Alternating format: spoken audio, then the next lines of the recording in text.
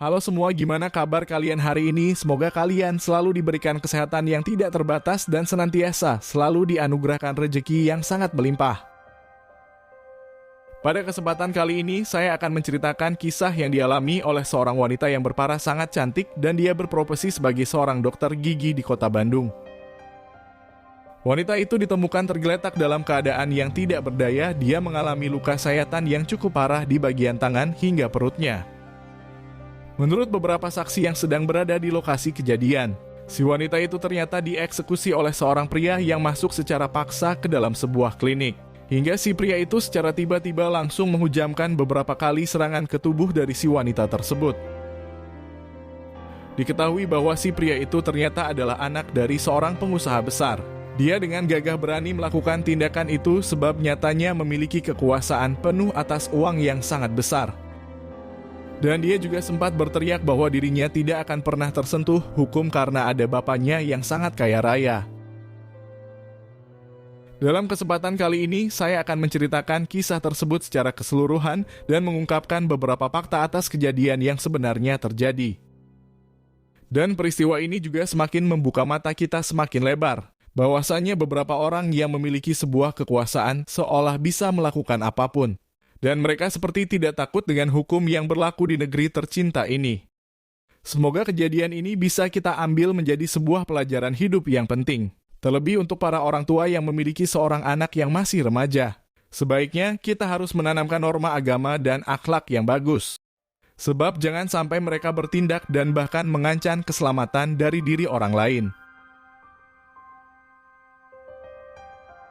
Sebelum saya akan masuk ke dalam kronologis dari kisah ini, saya terlebih dahulu akan menceritakan profil lengkap dari korban dan pelaku, agar senantiasa kita bisa memahami alur yang terjadi pada kasus tersebut. Wanita dalam peristiwa ini bernama Visi Alexandra yang berusia sekitar 28 tahun dan bertempat tinggal di kota Bandung Barat di Provinsi Jawa Barat. Alexandra diketahui adalah seorang dokter gigi yang bertugas di klinik swasta yang beralamat di Mall Pascal di Jalan Pasir Kaliki di kota Bandung.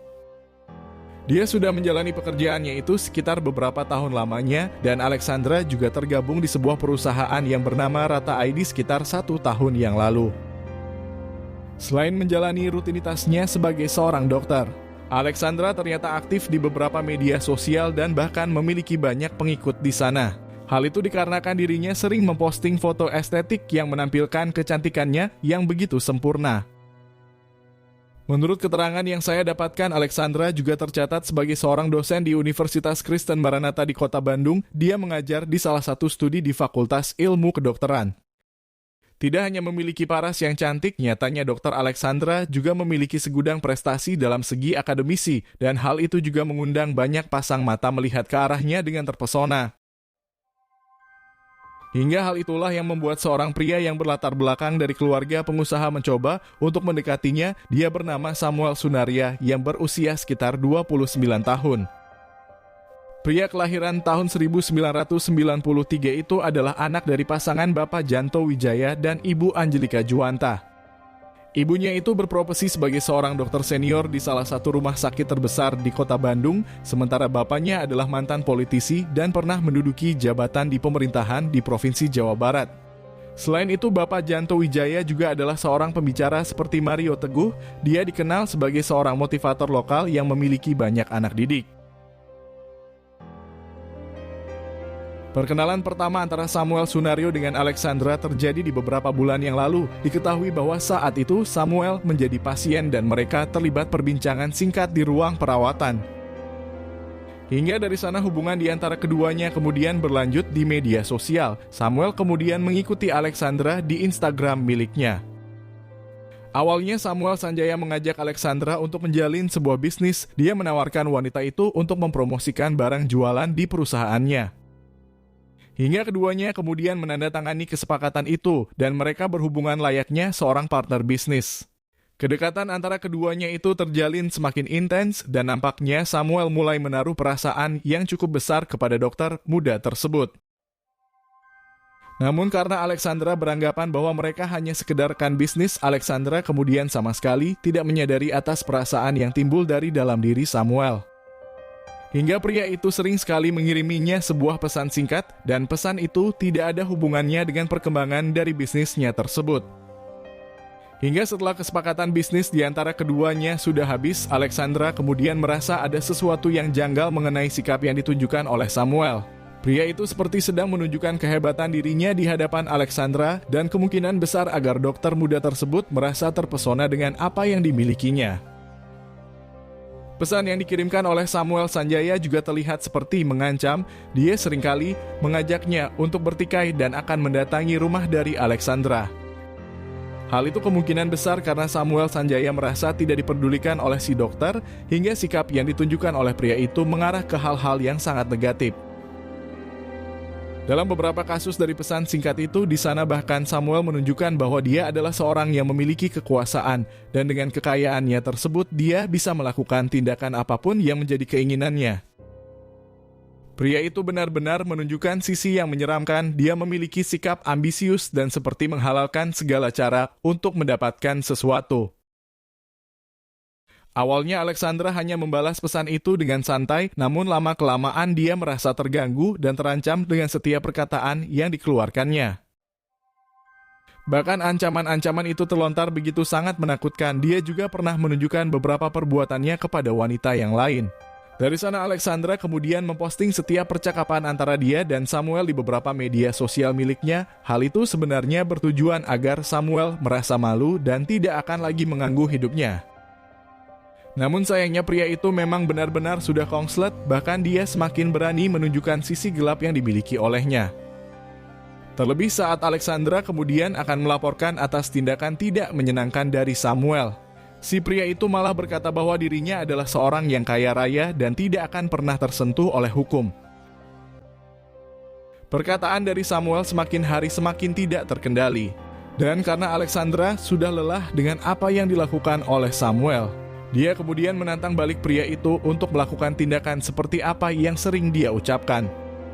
Alexandra berpikir bahwa si pria itu hanya sekedar omong kosong. Setiap ancaman yang keluar dari mulutnya hanya sebuah gertakan untuk mengikuti semua kemauannya.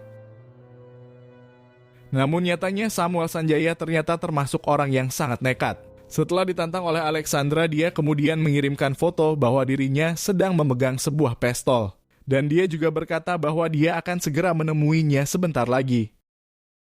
Alexandra yang sudah terpancing dengan setiap ancaman yang terlontar dari mulut Samuel, dia kemudian terus menantang pria itu untuk menunjukkan batang hidungnya sekarang. Samuel Sanjaya kemudian benar-benar menerima tantangan dari dokter tersebut. Pada tanggal 21 di bulan Oktober di tahun 2023, dia kemudian datang ke Mall Pascal di Jalan Pasir Kaliki di Kota Bandung. Saat itu dia langsung menuju sebuah klinik yang menjadi tempat bertugasnya Dr. Alexandra, dan sekitar jam 2 siang dia akhirnya masuk ke dalam klinik itu sendirian. Dari beberapa CCTV yang terpantau di area klinik, Samuel Sanjaya saat itu terlihat memakai celana pendek dan sebuah jaket di tubuhnya. Selain itu dia juga menggendong sebuah tas ransel yang berukuran cukup besar, hingga diduga di dalamnya berisi alat eksekusi yang dibawanya untuk menghadapi Dr. Alexandra. Saat itu Samuel Sanjaya kemudian masuk lewat pintu depan dan langsung melewati seorang resepsionis yang sedang berjaga.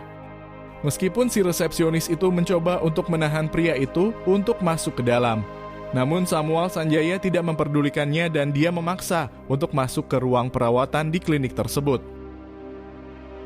Menurut keterangan yang didapatkan dari kesaksian si resepsionis, saat itu dia melihat si pria seperti orang yang sedang kesetanan dan raut wajahnya sangat menyeramkan. Hingga si pria itu seperti tidak memperdulikan orang-orang sekeliling yang mencoba mencegahnya untuk masuk. Dia seperti terfokus pada pandangan di depannya dan seolah sedang menargetkan satu orang yang menjadi mangsanya. Petugas resepsionis yang sedang berjaga sendirian itu tidak bisa berbuat banyak. Dia kemudian hanya melaporkan atas kedatangan pria asing ke beberapa dokter yang berada di ruang perawatan. Singkat cerita, setelah Samuel Sanjaya sudah berada persis di dalam klinik, dia kemudian menuju ke lantai 3 yang menjadi tempat bertugasnya Dr. Alexandra. Dia memang mengetahui persis tata letak kamar perawatan di klinik tersebut sebab dia pernah beberapa kali berkunjung dan melakukan perawatan gigi di sana.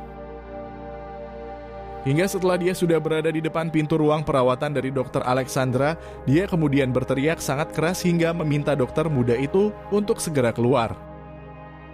Saat itu Alexandra sedang menangani satu orang pasien, dan pasien itu sedikit ketakutan sebab teriakan dari Samuel begitu keras hingga sangat mengancam keberadaan dari mereka. Dr. Alexandra kemudian akhirnya memberanikan diri untuk keluar. Dia tidak menyadari bahwa Samuel Sanjaya sudah membawa peralatan lengkap untuk mengeksekusinya di tempat. Hingga setelah mereka berada saling berhadapan, Dr. Alexandra melihat pria itu sedang memegang sebilah tajam di tangan kanannya dan dia menyadari bahwa akan ada sesuatu yang buruk yang akan menimpanya. Dr. Alexandra kemudian berusaha untuk melarikan diri dan karena pintu keluar berada di belakang pria itu, dia terpaksa harus melewatinya hingga berada sangat dekat dengannya. Namun pilihan itu yang akhirnya dia ambil karena jika dia berlama-lama di sini maka dirinya akan semakin terpojok dan pria itu akan lebih leluasa dalam melakukan eksekusi tersebut. Setelah berhasil melewati Samuel, Dr. Alexandra kemudian berlari dengan sangat cepat untuk menjauhinya. Namun Samuel ternyata tidak langsung melepaskannya. Setelah berlari beberapa meter, Samuel kemudian berhasil menangkapnya. Dengan serangan kilat dia kemudian memberikan penusukan itu ke perut dari wanita tersebut, namun Alexandra berhasil menangkisnya dengan tangan kanannya dan beberapa serangan juga berhasil dia hindari dengan segala cara. Setelah berhasil melakukan perlawanan yang sengit, beberapa orang akhirnya sudah banyak berdatangan ke arah mereka.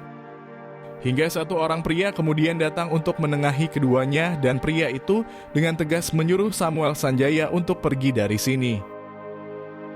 Pria penolong itu juga mengatakan bahwa jika dia memang punya nyali, lantas kenapa harus menyerang seorang wanita? Setelah mengetahui bahwa sudah banyak orang yang berdatangan, Samuel Sanjaya kemudian langsung pulang ke rumah dengan misi yang telah gagal dilaksanakan. Sementara itu karena Dr. Alexandra berhasil ditolong, kondisinya hanya mengalami luka sayatan di tangan dan di perut. Luka tersebut cukup dalam namun untungnya tidak mengenai bagian organ vitalnya. Setelah menerima laporan atas peristiwa yang terjadi di sebuah klinik, pihak kepolisian kemudian bergegas cepat untuk menanganinya dan dari beberapa kamera tersembunyi mereka berhasil mengidentifikasi pelaku atas kejadian tersebut. Hingga pada pukul 8 malam, beberapa petugas kemudian mendatangi rumah dari pelaku, namun di sana mereka tidak menemui pelaku dan petugas berpikir bahwa dia sudah melarikan diri dari rumahnya sendiri. Beberapa petugas kemudian menyisiri rumah tersebut dan ternyata didapati sebuah pintu rahasia yang memiliki akses ke bawah tanah. Pihak kepolisian selanjutnya melakukan pemeriksaan pada tempat itu dan setelah berhasil membukanya mereka ternyata mendapatkan pelaku yang berada di dalam.